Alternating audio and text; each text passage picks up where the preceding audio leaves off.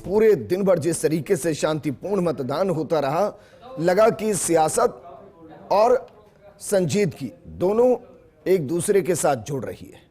लेकिन मतदान खत्म होने के बाद जिस तरीके से हंगामा हुआ और देवली उनियारा से निर्दलीय प्रत्याशी नरेश मीणा ने जिस तरीके से एसडीएम पर हमला किया, थप्पड़ मारा, उसका वीडियो वायरल हुआ।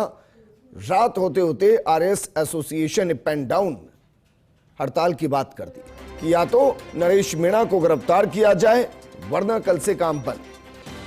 आईएएस एसोसिएशन ने सीए सुधांश पंत को पत्र लिख दिया। स्थिति कुछ ऐसी हुई कि नरेश मीणा को हिरासत में लिया गया, लेकिन जैसे ही नरेश मीणा को हिरासत में लिया गया, नरेश मीणा के समर्थकों ने पुलिस के साथ धक्का मुक्की की। स्थिति बिगड़ी तो लाठीचार्ज हुआ, फिर भी कंट्रोल नहीं हुई तो आंसू गैस के गोले दागे गए। और इन सब के बीच में जिस नरेश मीणा को लेकर ये पूरा विवाद हुआ, वो नरेश मीणा पुलिस के हाथों से रेत की तरह बह गया। हालांकि पुलिस ने पूरी कोशिश की स्थिति को कंट्रोल करने की। शायद हो सकता है पुलिस को भी अंदाजा ना हो कि वाकई में स्थिति इतनी बिगड़ सकती है, लेकिन जो तस्वीरें नजर आई इनके बारे में हमने सिर्फ सुना था कि दौसा, देवली उनियारा, टोंक, सवाई माधोपुर, इधर एक दौर हुआ करता था जब चुनाव बेहद संवेदनशील हुआ करते थे, या कहें कि बेहद इस तरीके से घटनाओं से भरे होते थे। लेकिन वक्त के साथ स्थिति बदलती गई। स्थिति बदलने के साथ चुनाव शांतिपूर्ण होते चले गए। लेकिन आज इस घटना ने एक बार फिर बता दिया कि सियासत में सियासतदान को अगर हार का डर सताए तो फिर घटनाएं ऐसी हो सकती है। नरेश मीणा जिस तरीके से चुनाव को लड़ रहे थे, क्या वाकई में उनको लग रहा था कि जिन्होंने उनको साथ देने का वादा किया वो साथ नहीं दे पाए, और क्या ये बौखलाहट थी कि इस तरीके से आपा खो दिया गया? हालांकि छात्र राजनीति से निकले हैं, लेकिन सियासत में संजीदगी के साथ साथ संयम होना बेहद जरूरी है। यहां ना संजीदगी नजर आई, न संयम नजर आया। और नरेश मीणा की वजह से जरा देखिए, आगजनी हुई, पत्थरबाजी हुई, आंसू गैस के गोले दागे गए, कई पुलिसकर्मी घायल हो गए, लेकिन नरेश मीणा गायब हो गया। हालांकि इसमें कोई दो राय नहीं है कि लंबे वक्त तक नरेश मीणा पुलिस की गिरफ्त से दूर नहीं रह पाएगा, लेकिन फिलहाल तनाव की स्थिति जरूर बनाई। फर्स्ट इंडिया शांति की अपील करता है, क्योंकि पुलिस अपना काम करेगी और वो करेगी, उसको रोका नहीं जा सकता और करना चाहिए। मेरे सहयोगी वजाहत जुड़ गए हैं। वजाहत, सबसे पहले तो जिस अंदाज में आपने वहां से रिपोर्टिंग की है वो बताता है कि फर्स्ट इंडिया खबर को लेकर कितना संजीदा है, कितना गंभीर है और कितनी जिम्मेदारी के साथ पत्रकारिता करता है।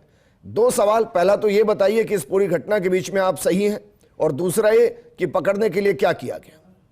जी बिल्कुल विजेंद्र, मैं आपको बता दूं कि हमने जो रिपोर्टिंग की है वो अपने दर्शकों को सटीक जानकारी और मौके से असली जो विजुअल्स हैं वो पहुंचाने के लिए कि जिस तरीके से हम फील्ड में मौजूद थे, आंसू गैस के गोले छोड़े गए, क्योंकि सबसे पहले जो उपद्रवी थे नरेश मीणा के समर्थक, उन्होंने पुलिस पर जबरदस्त तरीके से पथराव किया था, पुलिस की गाड़ियों को तोड़ा, यहाँ तक कि जो टोंक एसपी है उनकी गाड़ी को भी चकनाचूर कर दिया गया, एडिशनल एसपी की गाड़ी को तोड़ा गया, कई पुलिस के जो वाहन थे उनको आग के हवाले कर दिया गया, पुलिस पर ईंटें फेंकी गई, पत्थर फेंके गए। उसके बाद पुलिस ने अपनी सख्ती दिखाई, आंसू गैस के गोले छोड़े और उसके बाद जबरदस्त पुलिस ने लाठीचार्ज किया और उसके बाद भीड़ को वहां से खदेड़ा।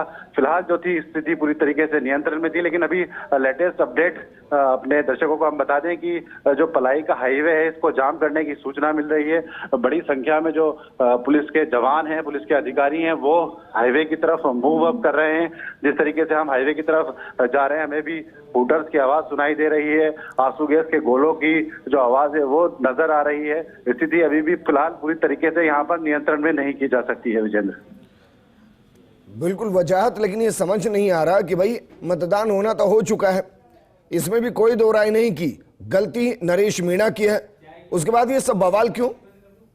जी बिल्कुल विजेंद्र, अगर गलती की बात की जाए तो सिर्फ और सिर्फ इस पूरे मामले में दोषी अगर किसी को ठहराया जा सकता है तो वो नरेश मीणा है। निर्दलीय प्रत्याशी थे, वो अगर चाहते तो इस पूरे मामले को शांतिपूर्ण तरीके से निपटा सकते थे। जो ग्रामीण थे, मतदान का बहिष्कार कर रहे थे, उनसे चाहते तो पूरे मामले को एक लीडर के तौर पर निपटा सकते थे, लेकिन उन्होंने खुद इस पूरे मामले में वायलेंस का रास्ता चुना।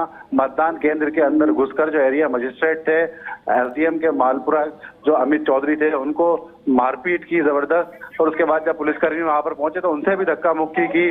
हालांकि इस पूरे मामले के बाद जो पुलिस और प्रशासन के अधिकारी थे, उन्होंने लगातार यही कोशिश की, जो समरावता गांव का मतदान केंद्र है, समरावता गांव है, जिसमें मतदान के दौरान किसी तरीके का कोई व्यवधान पैदा ना हो, इसकी कोशिश पुलिस और प्रशासन के अधिकारी लगातार करते रहे।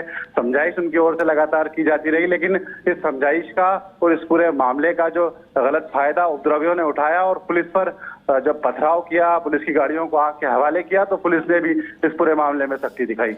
अच्छा, इसमें कितनों को हिरासत में लिया गया या फिलहाल ये आंकड़ा नहीं है? जी बिल्कुल, अभी सटीक आंकड़ा विजेंद्र नहीं मिल सका है, क्योंकि पुलिस के अधिकारियों की जो फर्स्ट प्राइमरी जो ड्यूटी है वो ये है कि पूरी तरीके से सिचुएशन को कंट्रोल किया जाए, लॉ एंड ऑर्डर को इलाके में मेंटेन किया जाए। इसके लिए पुलिस लगातार एक्सरसाइज यहाँ पर कर रही है। पहले भी पुलिस ने लाठीचार्ज किया, आंसू गैस के गोले छोड़े।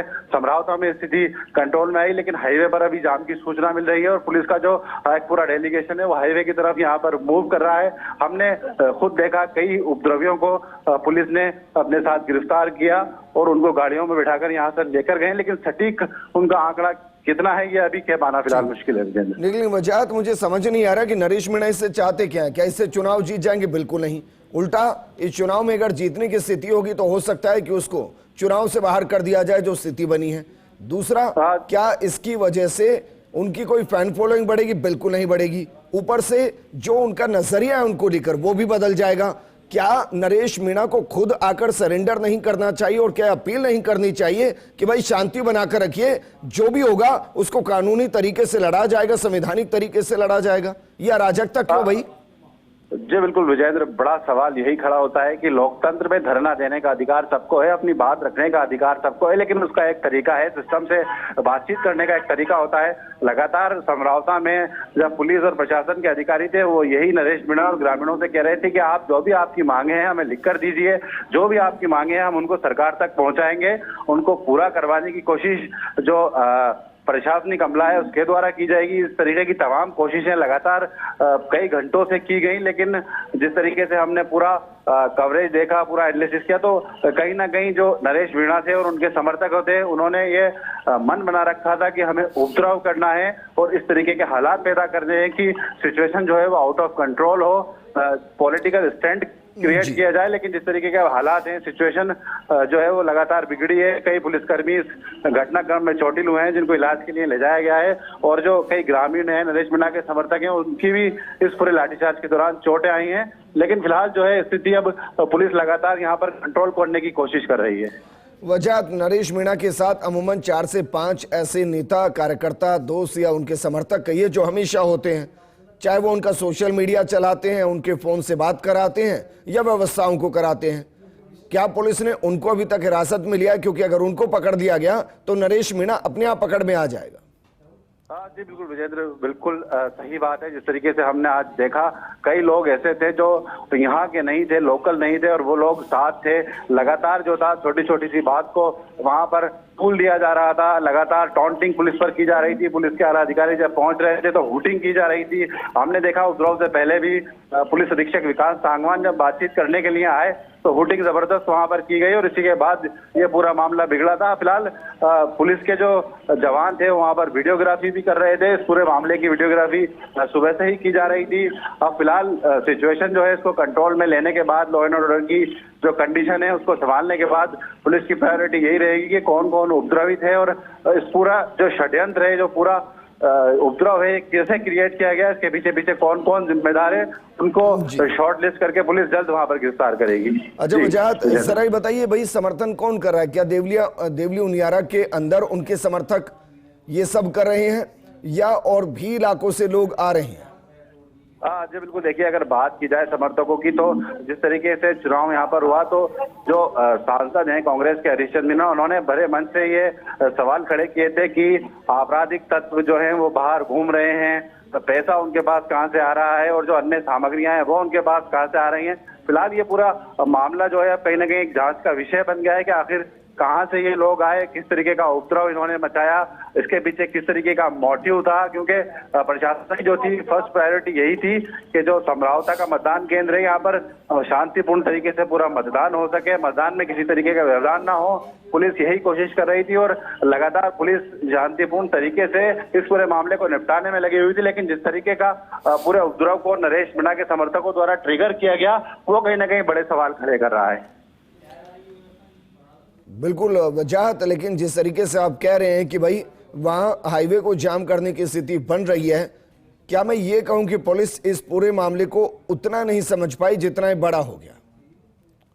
हाँ जी बिल्कुल विजेंद्र, जिस तरीके से अब देखा जा रहा है कि फिलहाल समरावता में तो पुलिस ने स्थिति को कंट्रोल में कर लिया था क्योंकि भारी पुलिस बल बुलाया गया था। लेकिन अब जो हाईवे के नजदीक है पुलिस ने यहाँ भी आंसू गैस के गोले छोड़े हैं। हम जैसे जैसे हाईवे के नजदीक पहुंच रहे हैं इसका एहसास हमें हो रहा है, आंखों में जलन और जो सांस लेने में दिक्कत महसूस हो रही है। यहाँ पर आंसू गैस के गोले छोड़े गए हैं, पुलिस की जो गाड़ियों के हूटर्स हैं, सायरन है वो सुनाई दे रहे हैं।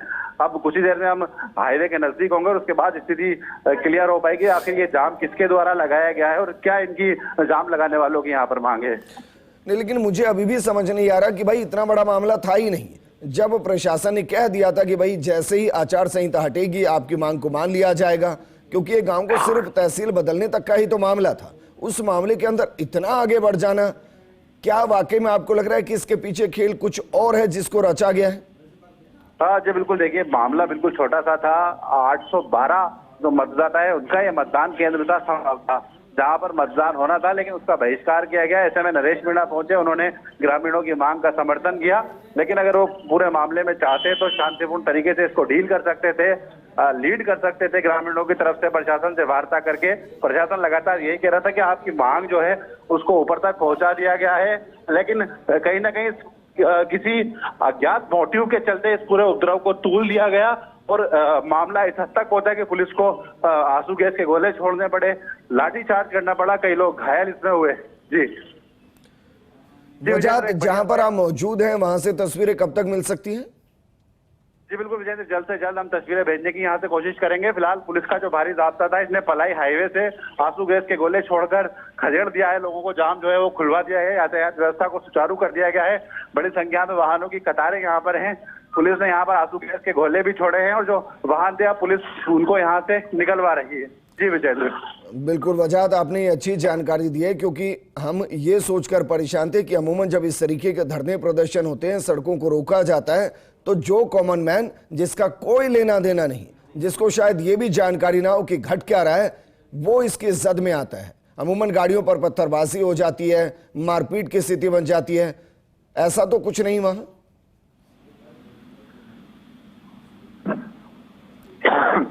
वजाहत, क्या मुझे सुन पा रहे हैं?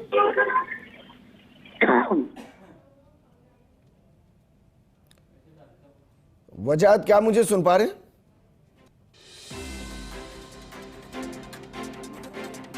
चलिए वापस उनको जोड़ने की कोशिश करेंगे, लेकिन उन्होंने जो जानकारी दी, जिस हाईवे के बारे में बता रहे थे, पलाड़ा का शायद वो हाईवे है, कि वहां जाम किया गया, लेकिन आंसू गैस के गोले छोड़ने के बाद जाम को वहां से हटाया गया है। कहीं कि जो लोग सड़क को, हाईवे को बंद करने की कोशिश कर रहे थे, उनको वहां से खदेड़ा गया है और ये बेहद जरूरी है। आप समझिए स्थिति को, ना जाने कहां का कौन नागरिक अपने परिवार के साथ गाड़ी से वहां से निकल रहा होगा, उसको कोई जानकारी नहीं। हो सकता है वो जानता ही ना हो कि नरेश मीणा कौन है, वो ये जानता ही ना हो कि क्या मामला चल रहा है, लेकिन वो अचानक से फंसता है। और कई बार इस तरीके की घटनाएं भी होती हैं कि उस परिवार को खामियाजा भी भुगतना पड़ता है।